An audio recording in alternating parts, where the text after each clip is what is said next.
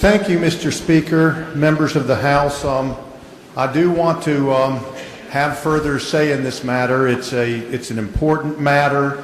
I know to a large extent it will fall on deaf ears. I might get to why that is in just a little bit.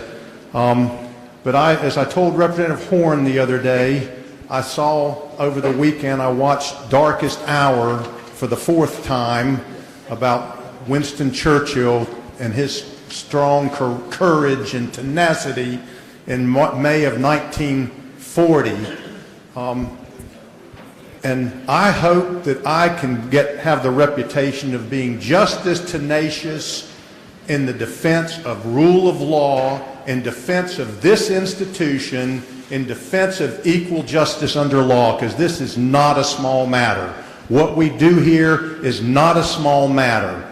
And people that really don't want to look at these bills and have the debates, there's still time till August to go ahead and take your name off the ballot and your party can replace you.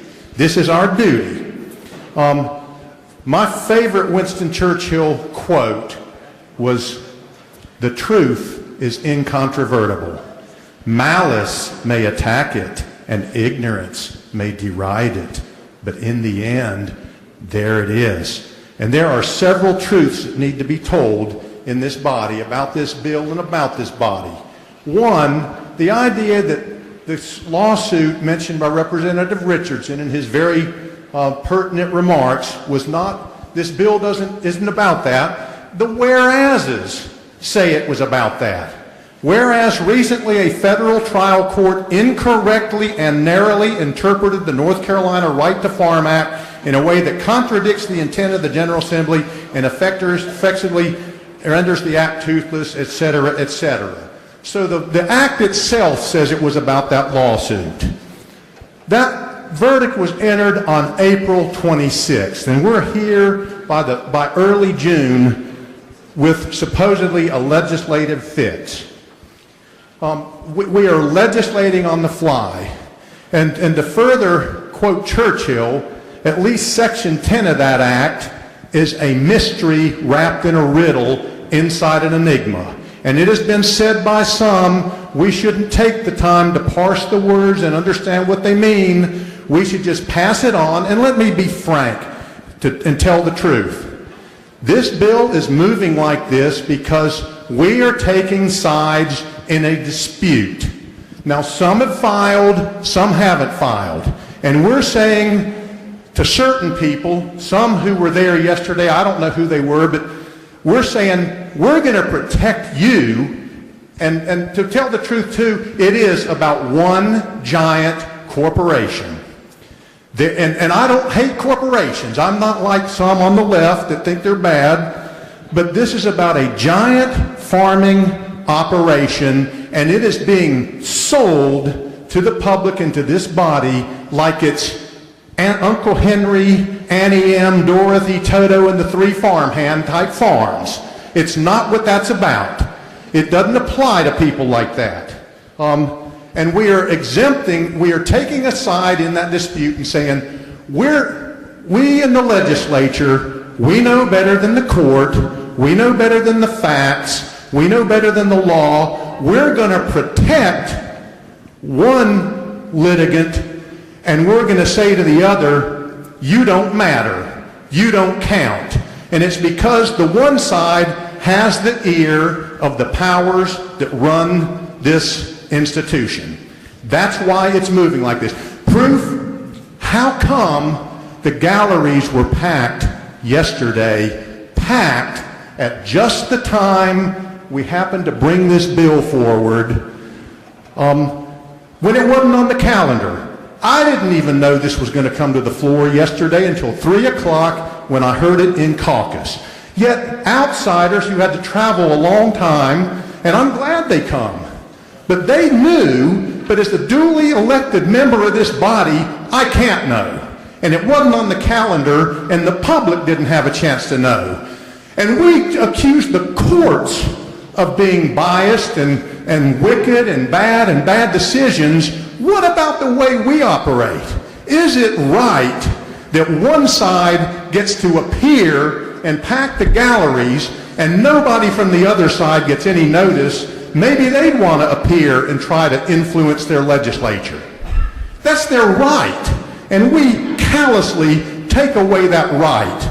And then we criticize courts for being unfair. And let me address that truth. Maybe it was unfair. I don't know. I have not studied the transcript. I have not studied the evidence. Courts can make mistakes. Courts can improperly apply law. Juries can reach bad decisions. We're told, and I thought of this yesterday, we sound like me after Carolina loses to Duke or State. It had to have been the referees. Our side lost this lawsuit, so it had to be a bad court.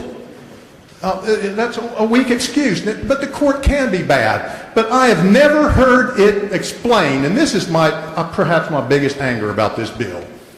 I'm told the court made a mistake, misapplied the law. I'm told there was all kinds of perjury during the trial, and I wonder, one, does Smithfield not have lawyers that make like $800, $900 an hour? They don't know how to cross-examine a witness?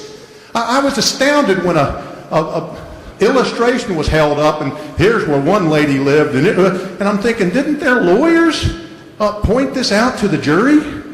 And so I hope the courts aren't broken. That's a federal court, so it wouldn't have been our doing. But we're just told the court's bad. I've never had it explained, what did the judge say that was erroneous about the law? Tell me where it was wrong. Tell me how the language of Section 10, that really is hard to decipher, tell me how that corrects what the judge did wrong. No, instead it's an emotional play. This is against the farmers if you don't vote for this, or you're a bad person and you like the lawyers. And I'm a little taken aback that the politicians are casting stones at the lawyers. Now, most of the public would probably say they both deserve it, but one of my amendments was called a cheap political trick. All it did was eliminate one section of the bill. What about the cheap, it was a cheap lawyer's trick. What about the cheap political tricks? When sides don't get noticed, we move bills so fast, even the members can't understand them, can't read them in time, the public can't react. I won't go in any deeper. People have heard my analysis of fixes we need in this chamber for a long time. I replead those right now. We just won't take action to fix things.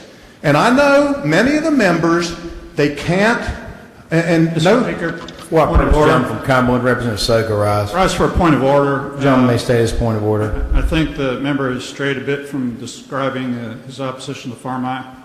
The chair would agree. The gentleman from Guilford will contain his remarks to the bill at hand as opposed to a general grievance. Mr. Speaker, the way things are handled is pertinent to this bill.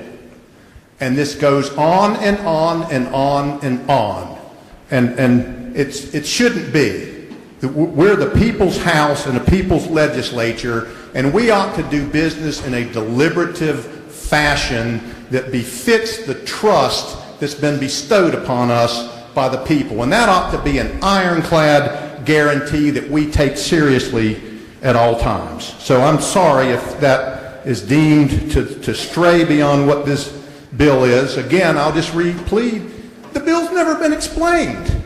You know, usually a sponsor gets up, you've seen it 1,000 times. Well, Section 1 does this, Section 2 does this.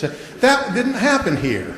I've never heard Section 10 explained at all as to how that language improves the old language. And let me tell you, the law already strongly favored agricultural and forestry interests. It already did. Now we lose a case, our side loses, and we got to make the law even higher weight. It reminds me of the Israelites when they were told, you got to go get your own straw now. Let me go over one particular that shows how this is a bad section, Section 10. You know, they give 1 year. There's a 1-year provision in here. All the hog lagoons were in place by 1997, so effectively, the way this is written, there's nobody that's going to bring one of these actions against only a hog producer. It isn't going to protect the chicken farmer. It's not going to protect the dairy farmer. I had an email from somebody from the Dairy Association. I asked him, how many dairy farmers have been sued for negligence? Didn't know of any. I do think there's been a few chickens. But the problem with the hogs is this. They take so many of those critters and they pack them into such a little area they cannot get rid of the waste. And that's the problem. And there is technology that I've been made aware of that could fix the problem once and for all. Why don't we require, as a body, that adoption of the technology? That's the best way to stop more lawsuits going forward. I'll bet we could stop almost every one of them if they had to cap those lagoons using technology that exists. Again, I had a few amendments. Accrued rights. The NC Supreme Court has said that the legislature cannot take away accrued rights from people. So we're going to get another lawsuit. My amendment did not win, but we're going to... For what purpose? Gentleman from Nash, Representative Collins, rise. Rise to point of order. Gentleman may state his point of order. Are we debating amendments that were defeated yesterday at this point? We are not. We are not debating those. We're on the bill on third reading. We're on the bill that does not include an amendment that was needed. That's pertinent to the bill by any sense of logic. But I will just say this and I'll sit down. I'm very disappointed. I'm coming to my end of my time here, that we don't do things in a more serious way. I feel, and this happened, this was before I even got here, to finish off quoting Churchill, an iron curtain has descended on this legislature and it just will not let go. A few people call all the shots and their will governs, and I know the members cannot afford to go against it. I hate that you can make good arguments right on point and somebody holds a thumb up or down and that determines it. I think that's a very regrettable situation. Let me leave it at that. I think this bill should not pass. There is time to carefully, in a long session, analyze what might have happened in that trial, what the judge might have done wrong, what the evidence and procedural issues may be. I'm sure there'll be an appeal. If it's as it's represented, there'll be an appeal, and they'll lose on appeal. There's plenty of time to do this right. And finally, this is about private property rights. I noticed Civitas put out a statement. It's important to strike a balance between private and commercial interests. The Farm Bill doesn't do that. It shreds the rights of property owners and offers no real solutions to current problems. That's it in a nutshell. I urge you to vote no.